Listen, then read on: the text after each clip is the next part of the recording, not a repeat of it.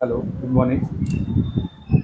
As we know, exams have come up for children, and there are a lot of things that happen during exams. So we thought we will have Mr. Tejas Kolekar, who is a counselor, a personal coach, and an educator. And more than children, I think the parents need to know how to handle the exam stress. Good morning, Tejas. Morning, It's a Kevin sir. pleasure to have you here. Thank you. Thank you, sir. Tejas, what are the common symptoms children face during children or teenagers face during exams?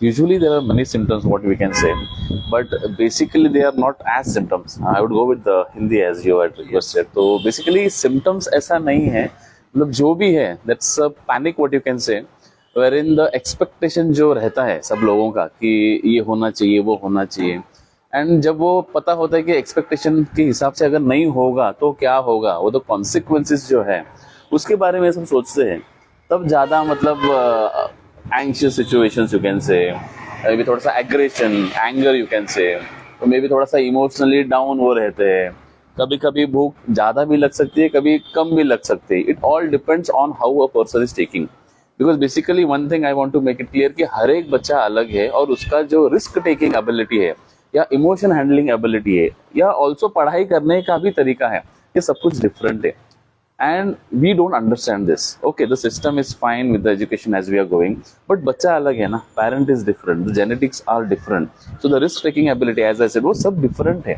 और इसीलिए कभी कभी ज्यादा stress में भी थोड़े बच्चे अच्छे परफॉर्म करते हैं और उसी स्ट्रेस में कोई बच्चा मतलब may be he can go to extreme limits as well, so it all varies, so a parent needs to know कि मेरा बच्चा क्या है तो बेसिकली। रिकग्नाइज कैसा करना है कि हर एक बच्चे या का अलग अलग स्ट्रेस लेवल होता है। हाँ, तो अभी यहाँ पे क्या होता है कि एग्जाम्स में आप देखोगे तो हर घर पे ज्यादातर माँ स्ट्रेस रहती है बच्चे को लेकर यस, एग्जाम्स के बारे में, यस, क्योंकि हर एक का प्रेशर माँ पे रहता है। यस, तूने पढ़ा है कि नहीं, तूने ठीक से देखा कि नहीं। यस, यस, ऊपर से बच्चा भी उसमें एग्जाम तो थोड़ा बौखलाया जाता है।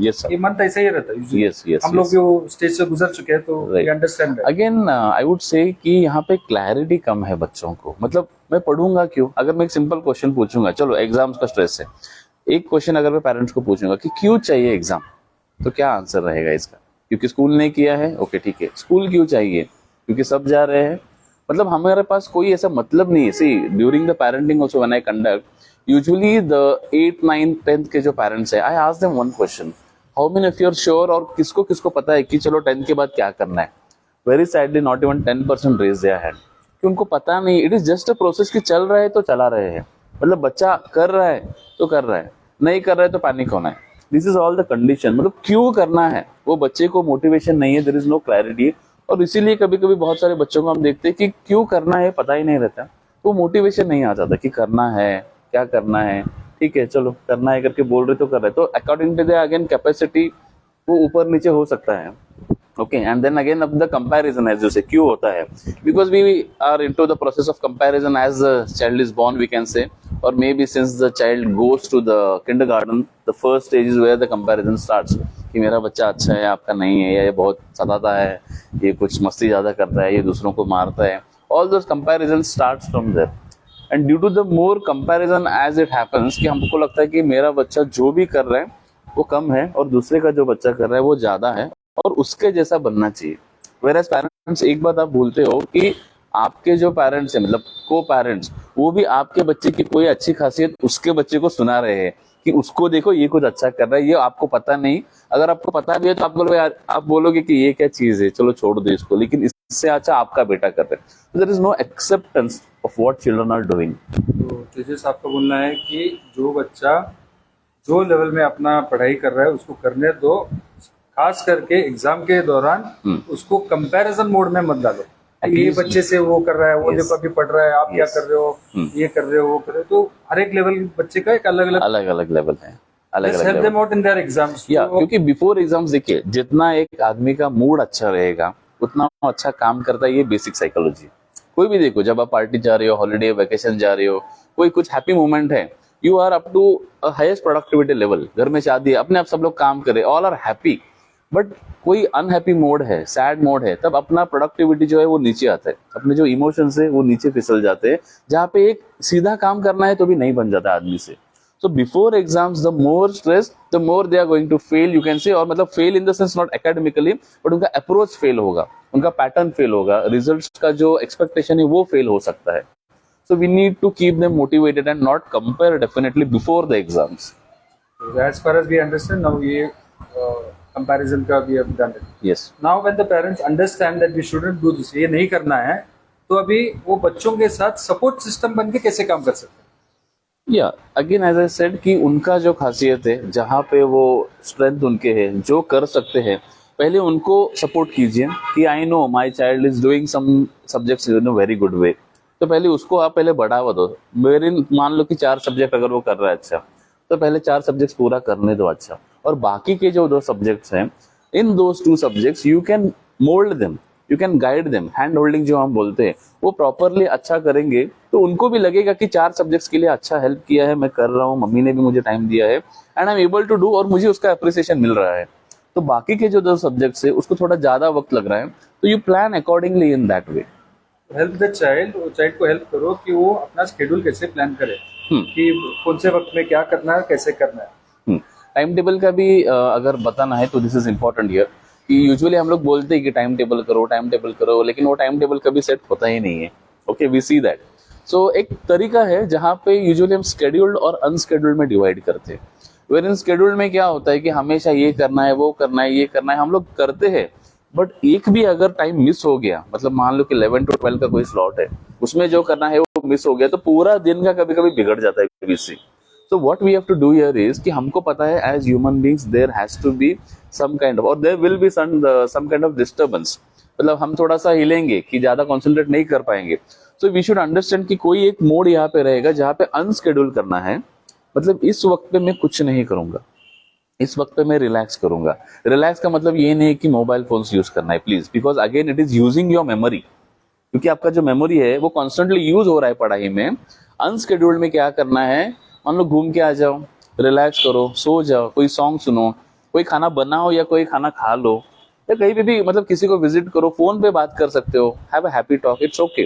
But unscheduled, and there has to be at least 2 or 3 unscheduled day timings in a slot, कि आपको पता है कि मुझे मान लो 4 to 6 में अनस्केड्यूल्ड में हूँ, कि मैं वहां पे पढ़ाई नहीं करने वाला हूँ, तो डेफिनेटली 2 to 3 या 2 to 4 आपका जो पढ़ाई है वो अच्छा होने वाला है, क्योंकि you have already plan 4 to 6 में नहीं पढ़ने वाला हूँ. सो ये कंडीशनिंग जो हम टाइम टेबल में डालते हैं, ये पूरा अपना जो मेमोरी है ना, वो मतलब अपना वर्क ज्यादा होता है और वहाँ पे प्रोडक्टिविटी कम हो जाती है. तो इसमें ये भी बहुत इंपॉर्टेंट है कि चाइल्ड का मेंटल हेल्थ और एक फिजिकल हेल्थ, यस, ये बैलेंस पेरेंट्स से ज्यादा किसी को ज्यादा नहीं मालूम रहेगा. But again with respect to the mental health and physical health, if we see, तो कितने पेरेंट्स बच्चों को ड्यूरिंग द एग्जाम्स या before the exams physical activity के लिए अलाउ करेंगे, चलो जाओ खेल के आओ. They will not do that. उनको लगता है कि नहीं, अगर ये करेगा तो यहाँ पे मार्क्स कम आ जाएंगे. But again as I said, it's a happy mode, it's a triggering mode, कि वहाँ पे उनको लगता है चलो आधा घंटा खेल के है, इन माई मूड, कि मुझे भी रियलाइजेशन है कि मुझे करना है करके. Okay, there may be some students who are not doing, वहाँ पे उनको नर्चरिंग, प्रॉपर मेंटरिंग की जरूरत है, जो हम लोग यूजुअली करते हैं, कि उनको गोल दिखाना पड़ेगा. We have to give them proper direction कि ये क्यों करना है. Okay, then definitely they will do. और ये जो physical health, is it important कि इस एज में जो अगर बच्चा हो 5th 6th 7th या 8th में हो, is not into his peak of his school का जो है, yes, is it important for him to set goals in the sense कि ये एग्जाम में क्या करना है. It is not life goal, it is the particular exam goal, कि मान लो मुझे 70%, 80%, 90% जो भी है, एक गोल होना चाहिए. तो उसके मुताबिक उसका जो कॉन्शियस है वो उसको बोलता रहेगा कि ये करना है अभी, वरना ये गोल अचीव नहीं होगा. एक सिंपल थिंग, जैसा हम बच्चे को बोलते हैं, आज अगर पढ़ाई करोगे तो बाद में तुमको चॉकलेट मिलेगा. So he has the goal of a chocolate, eating a chocolate, तो वो चुपचाप पढ़ाई करेगा. You can say like incentivise उसका exams, reward and punishment, this has to go hand in hand. ये साइकोलॉजी में भी बहुत बार बोला गया है. यूजुअली हम लोग रिवॉर्ड्स देते हैं, पनिशमेंट नहीं देते हैं, और पनिशमेंट दे रहे तो एक्सीड होता है कि वो रिवॉर्ड नहीं होते. It has to be balanced. वो ज्यादा पनिशमेंट देने के बाद रिवॉर्ड होता है कि ऐसा भी कभी कभी होता है. हमने भी किया है. yes, that goes on. That's a general psychology what a person goes with. इसी को बोलते हैं mentoring. Mentoring has to be done. Coach, हर एक के पास एक कोच होना चाहिए। It may not be a paid coach और अ प्रोफेशनल कोच, लेकिन कोई जो समझ रहा है उस बच्चे को। मैंने पहले भी वही बताया कि आप आपके बच्चे को समझो। बाजू वाला फर्स्ट आ रहा है, मे बी वो मैथ्स में होशियार है, आपका बच्चा नहीं है, बट आपका अच्छा बच्चा स्पोर्ट्स में होशियार रहेगा, जो आपके बाजू वाला लड़का नहीं कर पाएगा। So analyse what is the future, and this is where all skill development comes into picture, and that is what we see the government is also pushing ahead कि अभी जो 5th स्टैंडर्ड के बाद जो है 6th स्टैंडर्ड से vocational subjects आएंगे। As I said 10th standard के पेरेंट्स को अगर पूछेंगे कि most of them they are hesitant, पता नहीं कि क्या करना है। Most of them parents are like बच्चे को ही पूछो, उसको पता रहना चाहिए ना, उसका पर्सनल लाइफ है, उसको अगर फिक्र नहीं तो हम लोग क्या करेंगे। This is not acceptable. Parents, we have to guide them. I see 35 to 45 के एज के भी जो लोग हैं वो भी अभी कभी ब्लैंक है। And according to a survey 70% of people are in a wrong job, wrong profession. So we need to know कि अगर बच्चों को हम गाइड करेंगे, they can view the future proper citizens of country, you can say, of our society, जो positively contribute करेंगे because they are happy with what they are doing.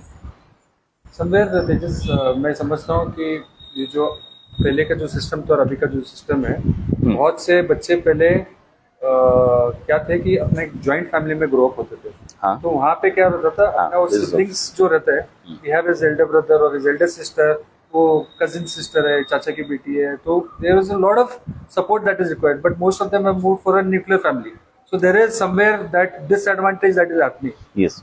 So do you think during exams time it is always better कि अपना जो घर पे ही जो बड़ा लड़का या लड़की है उसको भी थोड़ा मेंटर करना चाहिए, Yes. पेरेंट्स को थोड़ा उनका इन्वॉल्वमेंट रखना चाहिए, क्योंकि वो कंफर्ट लेवल जो है, जो ये बच्चों के साथ जो सिबलिंग्स के बीच में रहता है, वो कभी कभी पेरेंट्स के बीच में नहीं रहता।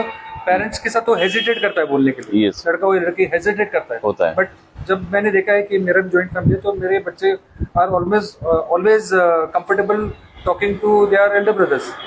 So somewhere I think parents should take decisions over there during exams time, that they should bring in the system over there. थोड़ा सा इसको बोल सकते हैं कि kind of a group study. अभी तो व्हाट्सएप है, I would not suggest going on a WhatsApp ज्यादा, मतलब और वो बच्चे मतलब डाइवर्ट हो जाते हैं, but there is a proper group study what we can do. ये भी हो सकता है, मान लो किसी एक घर पे 4-5 बच्चे मिलके आ रहे हैं under the strict mentoring, okay, monitoring. ऐसा नहीं कि आपने ग्रुप स्टडी भेज दिया तो वो नहीं करेंगे।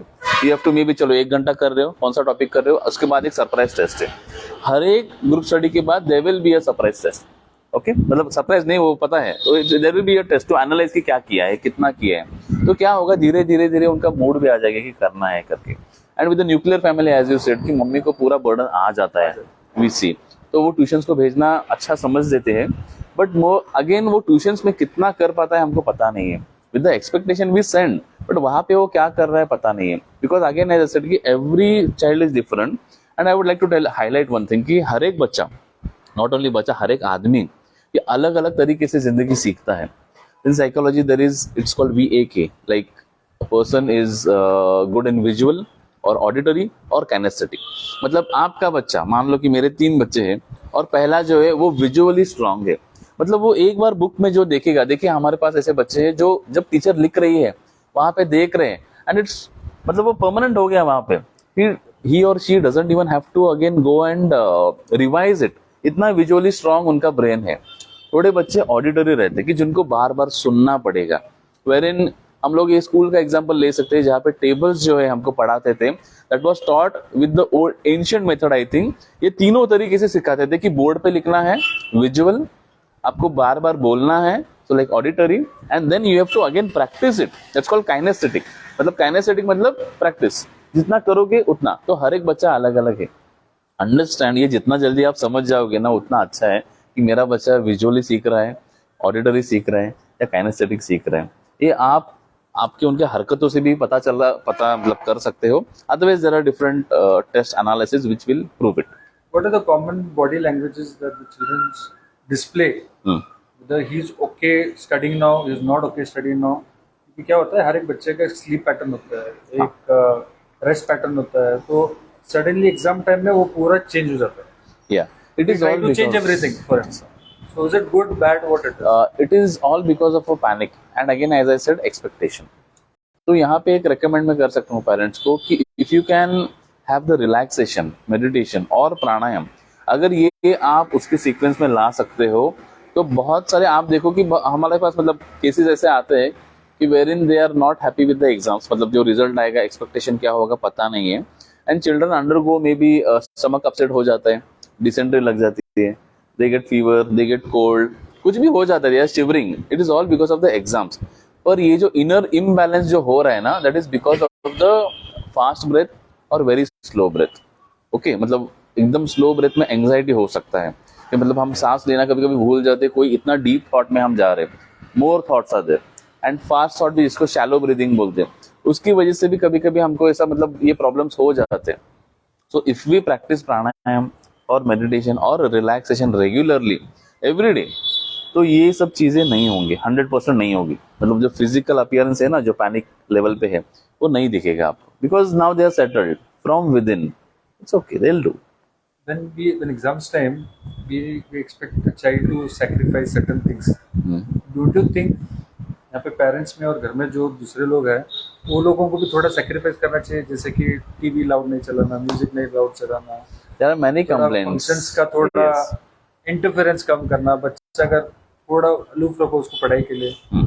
आई won't recommend as a counsellor कि वो उनको आइसोलेट करना है। Okay, they have to go out, एक फंक्शन है, फैमिली है, you go and come for 1 hour, you go and come, क्योंकि यही रिलैक्सेशन होगा आपके लिए, वो हेडेक नहीं है। प्रोवाइडेड आपके रिलेशंस कैसे वहां पे, that will again very, but वो बाहर जाके आएंगे तो actually they are going to feel okay. ये हम लोग पेरेंट्स ही पहले बोलते हैं कहीं बाहर निकलना नहीं है, 1 महीना सब कुछ बंद, कहीं बाहर जाओगे तो पने, ये जो भी है पहले पेरेंट्स रिस्ट्रिक्शन करते हैं। एंड व्हेन समटाइम्स ऐसा होता है कि बच्चे के मन में जाना है, बट बच्चे नहीं तुम्हें घर में रहना है, हम लोग सिर्फ जाके आ रहे हैं, तो that mood is like I want to go there. वो बच्चा पढ़ रहा है यहाँ, physically he is in home, but mentally he is in the marriage function, तो ये ऐसा भी हो जाता है। सो ये करना ठीक नहीं है। अगर उसको जाना है, पूछिए, लेके जाइए, but provided again how will he cope up, have a backup plan, फिर लेके जाइए। और ये सबसे इंपॉर्टेंट क्यों है, क्योंकि यहीं पे बच्चे लाइफ स्किल सीख रहे हैं, they are trying to know कि मेरा काम मैं कैसे कर सकता हूँ, critical thinking, problem solving ability, what is it, ये स्कूल में नहीं सिखाएंगे, और ये जिंदगी में आगे आगे जैसे एक्सपीरियंस आएंगे, बैड एक्सपीरियंस आएंगे, उसी में हम लोग सीख के बड़े हो जाते हैं। तो ये जो मैनेजिंग है ना, ये बच्चों को कभी देना है कि यू ओनली मैनेज, तुम्हें ही ज्यादा पता है तुम्हारे बारे में, तुम मैनेज करो और तुम करके दिखाओ, आई डोंट नो। तो समवेयर वो जो ट्रस्ट फैक्टर है हाँ, बच्चों पे, that is important. Yes, trust factor important है, और उसका ability you need to know. अभी देखिए ये जो मैं बोल रहा हूँ, ये ऐसा कॉमन में हो सकता है, लेकिन फिक्स्ड एक बच्चे के लिए आई वोंट रिकमेंड, क्योंकि हर एक बच्चा अलग है। अकॉर्डिंगली किसी फैमिली सिचुएशन कोई बहुत मतलब टफ रहेगी, जहाँ पे बहुत स्ट्रिक्टनेस रहेगा, तो वहाँ पे अलग रहेगा।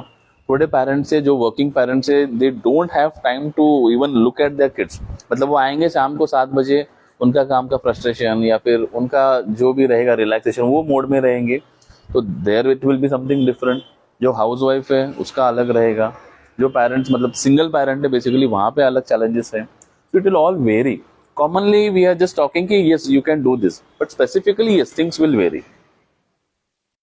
So there is another thing we would request everybody is, if these are exams times, यहाँ पे जो सोसाइटी में फंक्शंस होता है, या अगर कोई आप मैरिजेस हॉल के आजू बाजू में रहते हैं, तो please request them during exams time to lower the volume.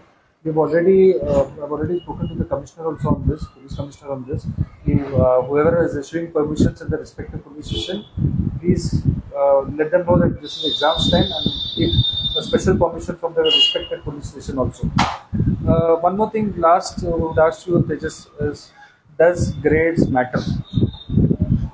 It is all the perspective of the school, how it takes, the parent how it takes, and on the group of friends how they take. क्योंकि I would very frankly say कि I was not a bright student in school, but definitely जो values और behavior थे, I think I was very good in that. So if you have an inner feeling कि मैं अच्छा आदमी हूँ, so there is no need for all these things.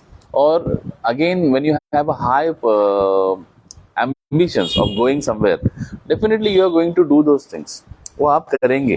तो grade के हिसाब से अगर खुद हैप्पी हो तो इट्स ओके, बट ऐसा है कि थोड़े बच्चे पढ़ते हैं फिर भी नहीं, वो 15 out of 15 ही आना चाहिए, इस बार देखो 2 मार्क्स उसके चले गए, दिस इज नॉट गुड, क्योंकि समटाइम्स हियर एंड देयर होता ही रहता है। So based on that you can do good, you made up this point.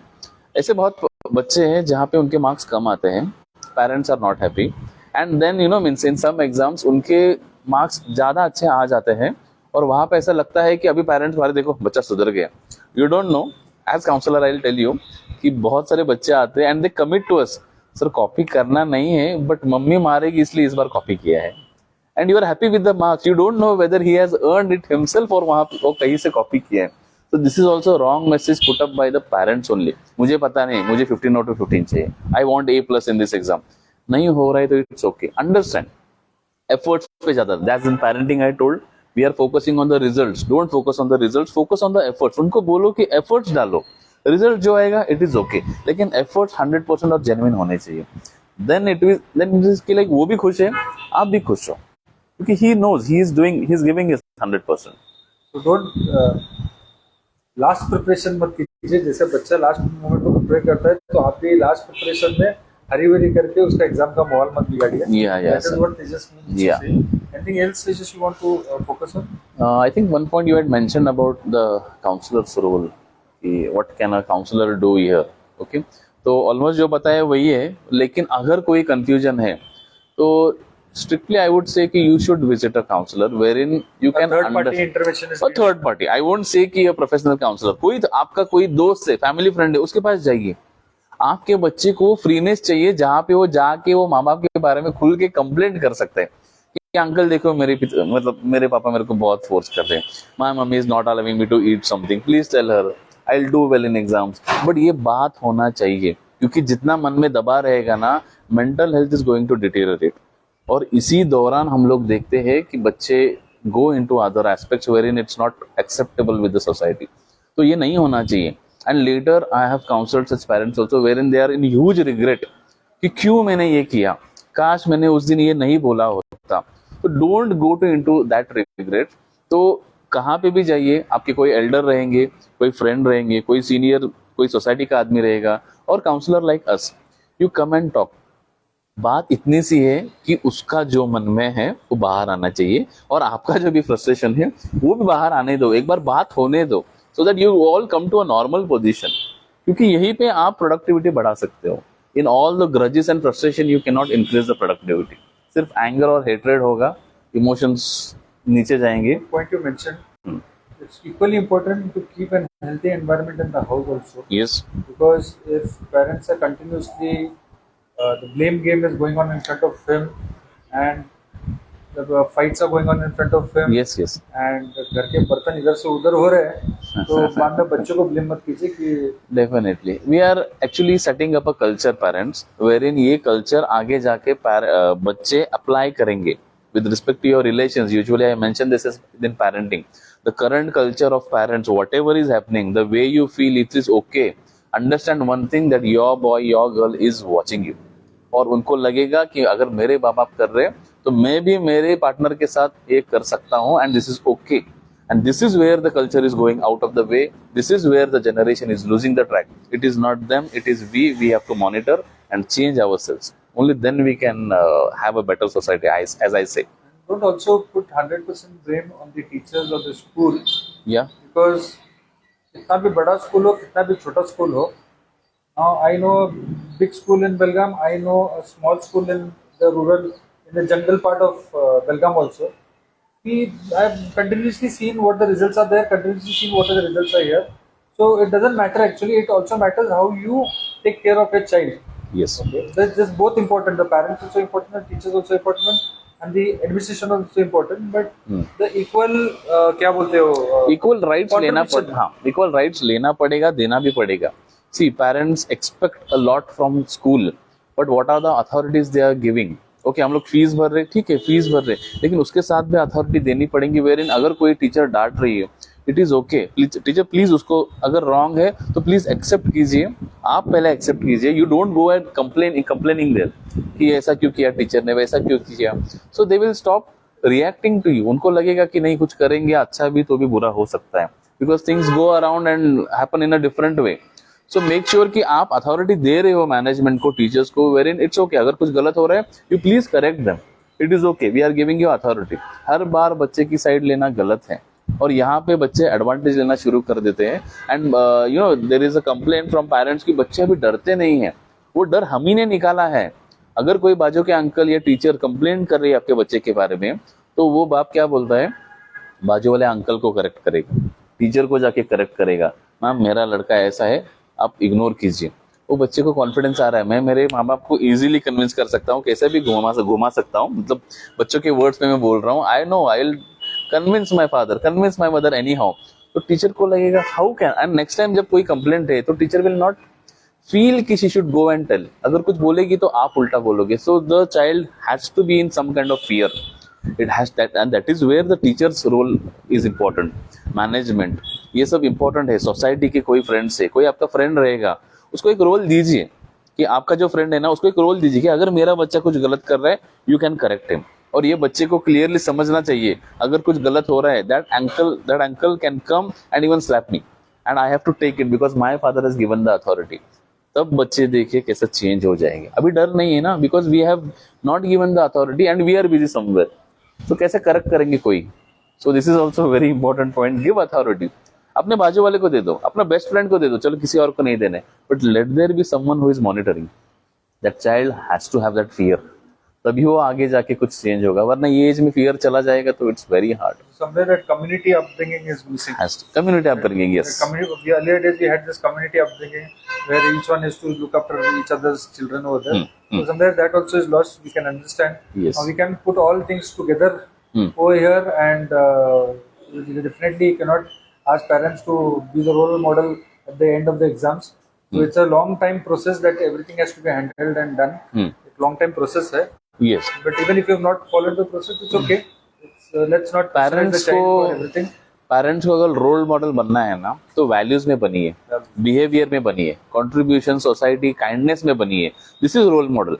आप हर बार कोई अचीवमेंट नहीं कर सकते हो, ओके लाइक मैं कुछ कर रहा हूँ, मतलब प्रोग्रेस और सक्सेस के बारे में रोल मॉडल नहीं बनेंगे तो चलेगा, बट ये वैल्यूज में बनिए, क्योंकि बच्चे अपने वैल्यूज ही कॉपी करते हैं।